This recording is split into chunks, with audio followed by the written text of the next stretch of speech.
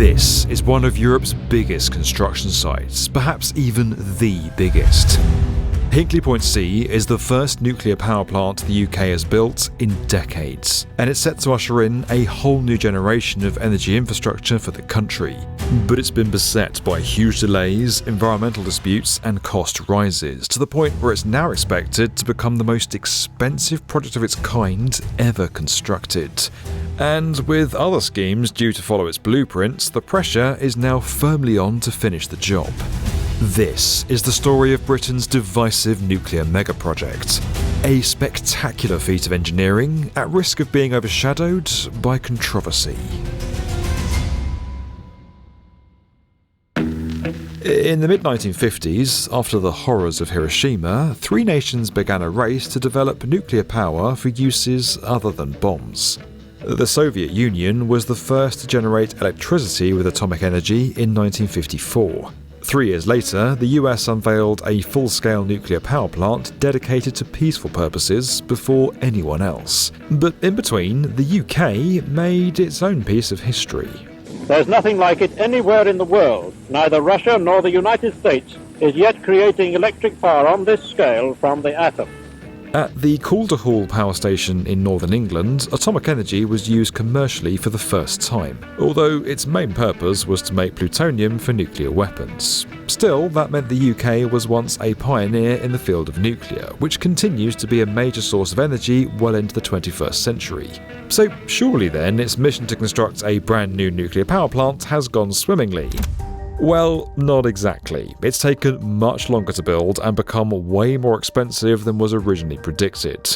The project has also gotten extremely complicated and pretty chaotic. However, delivering 2 new nuclear reactors after not building any for a very, very long time is challenging to say the least. You see, right now there are 9 nuclear reactors operating across the UK over 5 different sites.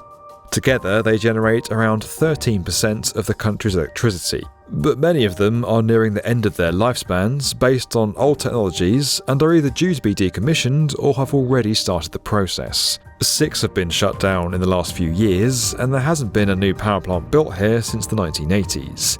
And yet, that doesn't mean the UK's given up on nuclear completely. In fact, it's quite the opposite.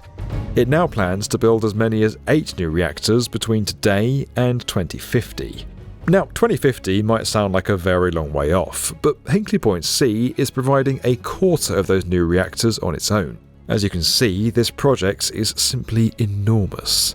The spot where it's being built, on the south bank of the Bristol Channel in Somerset, England, is widely considered to be Europe's largest construction site. Spanning 430 acres, it dwarfs the plants beside it, Hinkley Point A and B, both of which were built in the 1950s and 60s and are now closed. When complete, Plant C will produce 7% of the UK's electricity, enough to power around 6 million homes for 60 years. But how is it all coming together, and what even are the main components of a modern nuclear power plant? Well, first of all, it's important to kind of understand the basics of where all that power is coming from. Yes, we're talking about the reactors. To put it simply, it's part of the system where uranium atoms are split apart through a process called fission. That creates heat, which converts water into steam. Next, the steam is used to turn a turbine, generating electricity. Now, as if building the first British nuclear power plant in over 30 years isn't a big enough challenge, it's also the first time that EPR reactors have been used in the UK. Now, EPR stands for European Pressurised Water Reactor. They've already been deployed in other areas of the continent, at Flamanville in France and Olkiluoto in Finland. Both of those are new and were built by EDF, the energy company now fully owned by the French government, which just so happens to be in charge of Hinkley Point C. These reactors use 17% less uranium than older technologies and have 4 safety systems to protect against hazards like floods and earthquakes. Not that we get many of those in the UK, but it's better to be safe than sorry.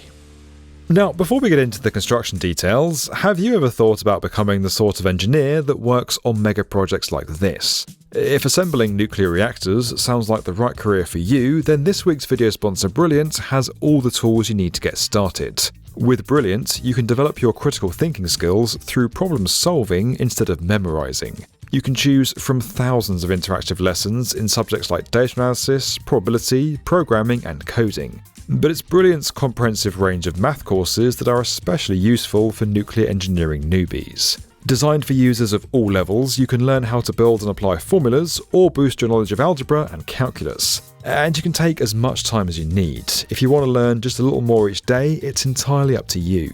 To try everything Brilliant has to offer for free for a full 30 days, visit brilliant.org/the B1M or click the link in the description. You'll also get 20% off an annual premium subscription. Now, let's get back to that enormous power plant and try and decipher where you'll actually find the reactors at Hinkley Point C. Well, they're located in the reactor buildings, and you can't really miss them thanks to their enormous size. Like almost every structure on this site, a great deal of machine power was necessary for their construction. In fact, because so much of the build requires massive segments to be moved around simultaneously, there are cranes everywhere, more than 50 of them at a time, including one that stands out from the rest.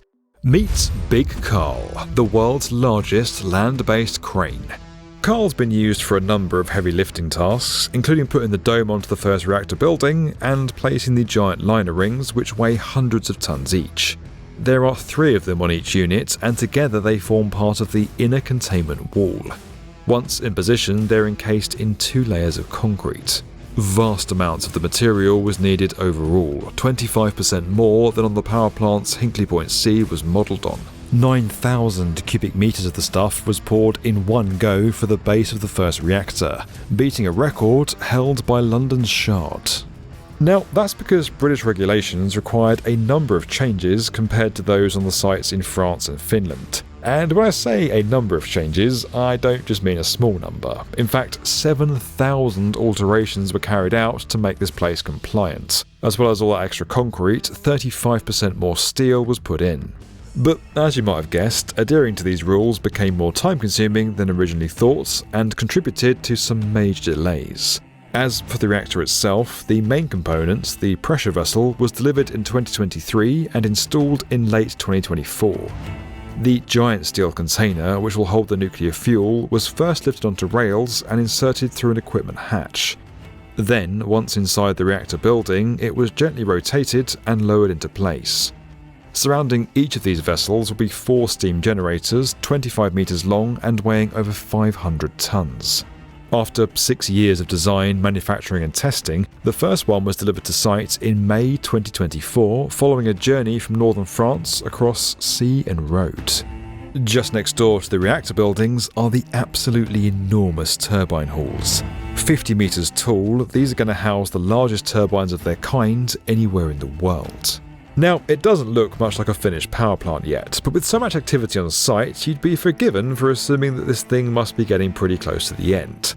But you'd be wrong. It probably won't be operational until at least 2029, and that's with just one of the reactors running. Full power is now expected in 2031. But that wasn't the original plan. When contracts were first signed back in 2016, the original plan was to complete the whole project in 2025. And as is often the case in these situations, the price tag has gone up substantially. It will cost as much as £10 billion extra to build the plant, over €11 billion. What was due to cost £18 billion when it was first greenlit could end up as high as $46 billion after inflation. That works out at more than $57 billion, considerably higher than what was spent on the new reactors at Plant Vogel in the US, which had their own share of problems. The costs have gotten so high at Hinkley Point that it's now on track to be the most expensive nuclear power plant ever constructed, and by some distance. According to EDF, there are a number of reasons for this. It's been hit by labour and material shortages, COVID caused over a year of delays, and then there were those regulatory changes we talked about earlier. Training up the workforce and forming supply chains in a country that hasn't built one of these for a generation has taken a lot longer than planned. Another concern has been the environmental impact, and it's not all to do with nuclear waste. Of course, that has been an issue for many people, and the plan is to ultimately store the waste hundreds of meters underground in a new type of specialised facility. Instead, a lot of the backlash is actually to do with fish. You see, nuclear power plants require huge amounts of water to keep their reactors cool, and they have to get it from somewhere.